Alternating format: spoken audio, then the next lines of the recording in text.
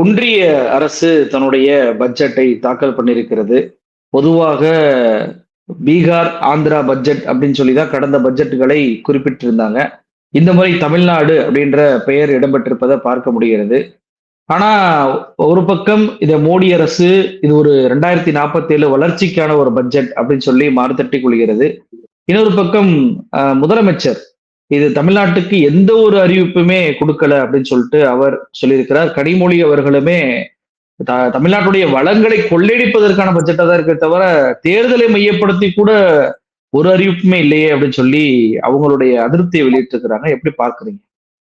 இல்ல, நிதி ஆணையத்தினுடைய பரிந்துரை மாநிலங்களுக்கு 50% பகிர்ந்தளிக்கப்பட வேண்டும் என்கிற அந்த ஒரு பரிசீலனையை கூட ஏற்க மாட்டோம் என்று பிடிவாதமாக இருக்கிற ஒன்றிய அரசினுடைய பட்ஜெட் என்பதை இந்த பட்ஜெட் உணர்த்தி இருக்கு. நீங்க மாநில வருவாயை 100 கோடி ரூபாய் எடுத்துக்கலாம். அதை குறைந்தபட்சம் ஒரு 50 கோடி ரூபாய் அந்த மாநிலத்தினுடைய வளர்ச்சிக்காக கொடுக்க வேண்டும் என்பதுதான் நிதி ஆணையத்தினுடைய பரிந்துரை. அந்த அடிப்படை பரிந்துரையை கூட ஏற்காத பட்ஜெட் அப்படின்னு சொன்னா, அப்ப மாநிலங்களை நசுக்குகிற வேலையை செய்கிற பட்ஜெட் இந்த பட்ஜெட்ன்றத நாம புரிஞ்சுக்க முடியுது. தமிழ்நாட்டினுடைய முதலமைச்சர் இன்னைக்கு ரொம்ப அருமையா சொன்னாரு. மாணவர்களினுடைய நலன் கருதி கூட அந்த 3548 கோடி ரூபாயை ஒதுக்க மறுத்திருக்கிறார்கள். அது குறித்த எந்த அறிவிப்பும் இல்லைன்னு சொன்னாரு. நீங்க தர்மேந்திர பிரதான் பேசியது இந்த பட்ஜெட்ல வெளிப்பட்டிருக்கா இல்லையா? எங்களுடைய புதிய கல்விக் கொள்கையை ஏற்றுக்கொண்டால்தான் உங்களுக்கான நிதியை நாங்கள் கொடுப்போம் என்று சொன்னார். அப்படி ஒரு மாநில அரசை பார்த்து ஒன்றிய அரசு சொல்ல முடியுமா? அதற்குண்டான முகாந்திரங்கள் இருக்கிறதாங்கிறதெல்லாம் நம்ம கடந்த காலத்துல பேசியிருக்கோம்.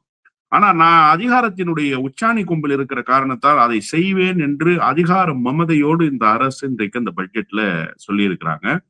குறிப்பாக மெட்ரோ ரயில் திட்டத்தினுடைய அடிக்கல் நாட்டு விழாவை இந்த ஒன்றிய அரசு தமிழ்நாட்டுக்கு செய்ததுன்னு எடப்பாடி பழனிசாமி மகுடி வாசித்துக் கொண்டிருந்தார் மோடியினுடைய பொதுக்கூட்டத்தில். இப்ப இந்த மெட்ரோவுக்கு 3வது ஃபேஸ் கடந்துட்டோம். இப்ப இந்த ஃபேஸுக்கு உண்டான நிதியை தாருங்கள் என்று சொல்லி 11 முறை ஒன்றிய அரசிடத்திலே கோரிக்கை வைக்கப்பட்டிருக்கிறது. 11 முறை நாம் அனுப்பிய கோரிக்கையை ஏற்காமல் அதை நாற்காலிக்கு கீழே போட்டுவிட்டு இந்த அரசு இந்த பட்ஜெட்டில் எந்த விதமான அறிவிப்பையும் அந்த மெட்ரோ ரயில் திட்டத்துக்கு கொடுக்கல. புதிய மெட்ரோ ரயில் அறிவிப்புகளும் இல்லை. திருச்சிக்கு மெட்ரோ கேட்டு ஒரு கோரிக்கை இருக்கிறது. கோரிக்கை வைத்தவர்கள் பாரதிய ஜனதா கட்சியினரே தான், வேற யாரும் கோரிக்கை வைக்கல. மதுரைக்கு மெட்ரோ ரயில் வரும் என்று அமித்ஷா பேசினாரா இல்லையா? அப்ப அது குறித்த அறிவிப்பாவது இந்த பட்ஜெட்ல இருக்கான்னு கேட்டா அந்த அறிவிப்பும் இல்லை. வழக்கமாக தேர்தலை கணக்கில் கொண்டு மாநிலங்களை கவர்ச்சி பட்டியலில் சேர்த்து அறிவிப்புகளை வெளியிடுவது இந்த மோடி அரசுக்கு வாடிக்கையான ஒன்று. ஏன்னா அந்த கவர்ச்சி அறிவிப்புகளை நம்பி மட்டுமே தேர்தல் களத்தில் நிற்பவர் மோடி. அப்படிப்பட்ட கவர்ச்சி அறிவிப்புகள் தமிழ்நாட்டு தேர்தலை மட்டும் கணக்கில் கொண்டு அறிவிக்கப்படவில்லை என்று சொன்னா, அப்ப தேர்தலுக்காக கூட தமிழ்நாட்டுக்கு நலத்திட்டங்களை தரமாட்டோம் என்று சொல்லுகிற ஒரு ஒன்றிய அரசை நாம் பெற்றிருப்பது ஒரு துரதிருஷ்டவசமானது. அந்த நிலையிலிருந்து இந்த பட்ஜெட் நாட்டு மக்களுக்கு எந்த பயனையும் தராத பட்ஜெட். தமிழ்நாட்டில் இருக்கிற அத்தனை தலைவர்களும் கண்டனத்தை தெரிவிச்சிருக்கிறாங்க. அதுல இன்னும் முக்கியமா ஒரே ஒரு செய்தி என்ன அப்படின்னு சொன்னா, தமிழ்நாட்டினுடைய முதலமைச்சர் சொல்லி இருக்கிற ஒரு செய்தியை நான் ரொம்ப கவனத்துல எடுத்து பார்க்கிறேன். மதுரை எய்ம்ஸுக்கு ஏற்கனவே அறிவித்ததை போன்று நின்று போகாமல் முறையான நிதி ஒதுக்கீடு குறித்த காலத்தில் கொடுக்கப்படும் என்று நாம் நம்பிடுவோம் அப்படின்னு சொல்றாரு. அப்ப என்னன்னா, ஒரு செங்கல்லை எடுத்துக்கொண்டு போய் உதயநிதி ஸ்டாலின் பிரச்சாரம் செய்தார் இல்லையா? அந்த செங்கல் இன்னமும் செங்கலாகவே தான் இருக்கிறது. அது இன்னும் முழுமை பெறவே இல்லை அப்படிங்கிறத முதலமைச்சர் ரொம்ப அழகா தனக்கே உண்டான அந்த கலைஞர் பாணியில இலையோடுகிற வகையில் அதை சொல்லி காட்டியிருக்காரு. அப்ப அது குறித்து கூட ஒரு அறிவிப்பு வெளியிடுவதற்கு இந்த அரசு முன்வரவில்லை அப்படின்னு சொன்னா, தமிழ்நாட்டை நீங்க எந்த இடத்துல இருந்து அணுகுறீங்க? நாம இங்க இருக்கக்கூடிய தமிழ் வளர்ச்சிக்கு பெரிய பங்களிப்பை செலுத்தியாச்சு அப்படின்னு சொல்லி காசியில போய் நின்று பிரதமர் பேசுறாரு. பாரதிய ஜனதா கட்சியினர் பாத்தீங்களா, திருக்குறள்ல எங்க போய் பேசுறாரு மோடின்னு சொல்லி உலக நாடுகளுக்கெல்லாம் கொண்டு போய் சேர்க்கிறாரு அப்படின்னு சொல்றாங்க. அந்த திருக்குறள் கூட இந்த பட்ஜெட் இல்ல. வழக்கமாக நிர்மலா சீதாராமன் திருக்குறளை பேசுவாரு, அந்த இதுமே இல்லை அப்படின்றது ஒரு ஒரு மாற்றமா தான் தெரியுது. அதாவது பீகார் தேர்தல் அப்படின்றப்போ பீகாருக்கான நிறைய சலுகைகளை அறிவிச்சாங்க. தமிழ்நாடு தேர்தல் வரும்போது ஒரு எய்ம்ஸை போலவாது ஏதாவது ஒன்று அறிவிக்கலாமே. முதலமைச்சர் சொல்றார் நிறைய விஷயங்களை இப்படி பண்ணிடாதீங்க அப்படின்னு சொல்லி, அவர் சொன்னதை போலவே எது அறிவிப்புமே இல்லை அப்படின்றப்போ தமிழ்நாட்டு தேர்தலை தமிழ்நாட்டு வாக்குகளை பெற வேண்டும் என்ற எண்ணம் பாஜகவுக்கு இல்லையா? இது அதிமுகவுக்கு பாதிப்பை ஏற்படுத்தி விடாதா அப்படின்ற கேள்வி இருக்குல்ல. நிர்மலா சீதாராமன் தமிழ்நாட்டை நோக்கி தன்னுடைய ஆணவ போக்கை காட்டுகிறாரா? ஏன்னா வாசிக்கக்கூடியவரே தமிழ்நாட்டை சேர்ந்தவர் என்று அடிக்கடி பெருமை சொல்லக்கூடியவர் தேர்தலுக்கு கூட தமிழ்நாட்டை புறக்கணிப்பது எப்படி பார்ப்பது? இல்ல அதாவது தமிழ்நாடு புறக்கணிப்பது இது முதல் முறை இல்ல சார். 2014 மோடியினுடைய அரசு அதிகாரத்துக்கு வந்ததற்கு பிறகு ஏறக்குறைய 13 பட்ஜெட்கள் தாக்கல் செய்யப்பட்டு விட்டன. 13 பட்ஜெட்டுமே தமிழ்நாட்டை புறக்கணிக்கிற பட்ஜெட்னு தான் நான் பார்க்கிறேன். எந்த பட்ஜெட்டிலும் தமிழ்நாட்டுக்கு உண்டான குறைந்தபட்ச நன்மை கூட அறிவிக்கப்படாத ஒரு பட்ஜெட்டாகத்தான் இருந்திருக்கு. இப்ப இது தேர்தல் நெருங்குகிற காலம். அதனால்தான் நான் சொன்னேன், தேர்தலுக்கு மாநிலங்கள் கவர்ச்சி பட்டியலில் இடம்பெறும்.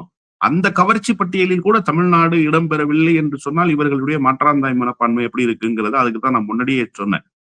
அதிமுகவுக்கு நிச்சயமாக மிகப்பெரிய பின்னடைவு. நீங்க இப்ப குறிப்பா அண்ணன் செல்வ பெருந்தகையாக இருக்கட்டும், அதே போன்று அண்ணன் திருமாவளவனாக இருக்கட்டும், நம்ம தமிழ்நாட்டினுடைய முதலமைச்சராக இருக்கட்டும், எல்லாரும் இந்த பட்ஜெட்ல என்ன குறைபாடு இருக்கு என்பதை சுட்டி காட்டியிருக்காங்க. மாநிலம் எப்படி புறக்கணிக்கப்பட்டிருக்கிறது என்பதை சுட்டி காட்டியிருக்காங்க. தமிழ்நாடு முதலமைச்சர் ஒருபடி மேல போய் ரொம்ப தெளிவா சொல்றாரு, தேர்தலுக்காகவாவது அறிவிச்சு தொலைப்பீங்கன்னு நான் எதிர்பார்த்தேன். ஆனா அதை கூட அறிவிச்சு தொலைக்கலையடா நீங்க. இதுக்கப்புறம் என்னதான்டா நீங்க செய்ய போறீங்கிற ஒரு கேள்வியை தொடுக்கிறார்ல. இப்ப இதை பாராட்டுவதற்கு ஏதாவது ஒரு 4 அம்சங்கள் இருக்கணும்ல சார். இப்ப எடப்பாடி பழனிசாமி தேசிய ஜனநாயக கூட்டணியினுடைய முகம், அதிமுகவினுடைய பொதுச் செயலாளர் தேர்தலை சந்திக்க போறார். இந்த பட்ஜெட்டில் பாலும் தேனும் கலந்து இருக்கிறது, அறுசுவையாக இது அளிக்கப்பட்டிருக்கிறதுங்கிற ஏதாவது ஒரு செய்தியை சொல்லி ஆகணும் இல்லையா எடப்பாடி பழனிசாமி? என்ன சொல்வார்? நானும் அந்த முழு உரையை கேட்டு கேட்டு கேட்டு கேட்டு காத்திருந்தேன். ஏதாவது ஒரு பாயிண்ட், லீடிங் பாயிண்ட் எடப்பாடி பழனிசாமிக்கு கிடைக்குதான்னு. எடப்பாடி பழனிசாமி பாராட்டுவதற்கு எந்த வாய்ப்பையும் தராத பட்ஜெட்டாக இந்த பட்ஜெட் அமைஞ்சிருச்சு. அப்ப தேர்தலை கணக்கில் கொண்டு கூட நீங்க செய்யலையா அப்படின்னு ஒரு கேள்வியை நீங்க கேட்டீங்கல்ல. தமிழ்நாட்டினுடைய தேர்தல் முடிவு எப்படி இருக்க போகிறது என்பதை ஒன்றிய அரசு யூகித்திருக்கிறது. அதனால்தான் இந்த அறிவிப்புகளை வெளியிடவில்லை என்றுதான் நான் புரிஞ்சுக்கிறேன். இப்படிதாங்க இருக்க போகுது எலெக்ஷன் முடிவு. அது ஏன் நம்ம ரிசல்ட் தெரிஞ்சுக்கிட்டே நம்ம போய் தமிழ்நாட்டுக்கு ஸ்கீம்ஸ் ஆஃபர் பண்ணணும்ன்ற ஒரு மனநிலையில் இருந்து கூட நிர்மலா சீதாராமன் நம்ம யார் யோசிச்சிருக்கலாம். இன்னொன்றையும் நீங்க இப்படி யோசிச்சு பாருங்க, எங்களுக்கு நீங்க ஓட்டே போட மாட்டீங்க, உங்களுக்கு பட்ஜெட்ல நாங்க நிதி தரணுமாடா என்கிற அந்த அதிகார திமிராக கூட அவருடைய இந்த பட்ஜெட் வெளிப்பாடு இருந்திருக்கலாம். ஏன்னா வழக்கமாக அந்த தொனியில் பேசுபவர் தான்.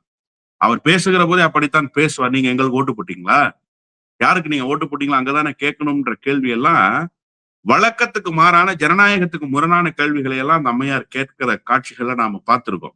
எனவே தேர்தல் முடிவுகள் முன்கூட்டியே தெரிந்த காரணத்தால் தான் இந்த பட்ஜெட் இப்படி அறிவிக்கப்பட்டிருக்கிறதோ என்கிற ஐயப்பாடும் எழுந்திருக்கிறது. நான் என்ன கேட்கிறேன்னா சார், நீங்க புறக்கணிக்கலாம், தப்பு இல்ல. அரசியல் லாப நட்ட கணக்கு ஒன்றிய அரசுக்கு இருக்க வேண்டும் என்பதில் மாறுபட்ட கருத்து. நான் ஒன்னும் ஒன்றிய அரசு பரிசுத்தமாக எல்லாருக்கும் வான்மலை போல பொழிய வேண்டும், சூரியனை போல தகதகக்க வேண்டும் எல்லாம் பேச முடியாது.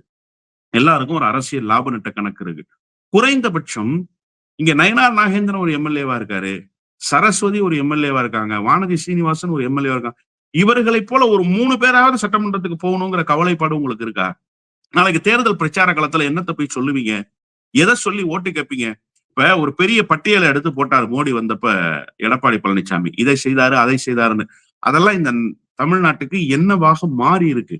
அறிவிப்புகளாகவே இருக்கா, இல்ல ஏதாவது திட்டங்களாக மாறி இருக்கா? என்ன திட்டங்களை ஒரு டோப்ளர் கருவியை சரி பண்றதுக்கு கூட நிதி தரல அப்படிங்கிறது தானே எடப்பாடி பழனிசாமி வைத்த குற்றச்சாட்டு. குற்றச்சாட்டா அவர் வைக்கல, அவர் கடிதமா எழுதினாரு, அதை நம்ம புரிஞ்சுக்கிட்டோம் என்ன மாதிரியான நிலையிலிருந்து அந்த கடிதத்தை எழுதினாருன்னு சொல்லி. மழை வருமா வராதான்னு வானிலையை கண்டறிகிற டோப்ளர் கருவிக்கு கூட நிதி ஒதுக்காத 10 லட்சம் ரூபாய் சார் நிதி. அது அந்த 10 லட்சத்தை கூட ஒதுக்க மறுத்த ஒன்றிய அரசை தான் இன்றைக்கு நாம் பெற்றிருக்கிறோம். எடப்பாடி பழனிசாமிக்கு மிகப்பெரிய சிக்கலை தருகிற பட்ஜெட்டாக இந்த பட்ஜெட் மாறி இருக்கு. தேர்தல் பிரச்சார களத்தில் தேசிய ஜனநாயக கூட்டணி முகம் காட்ட முடியாத அளவுக்கான பட்ஜெட்டாக இந்த பட்ஜெட் அமைஞ்சிருக்குன்னு தான் நான் பாக்குறேன்.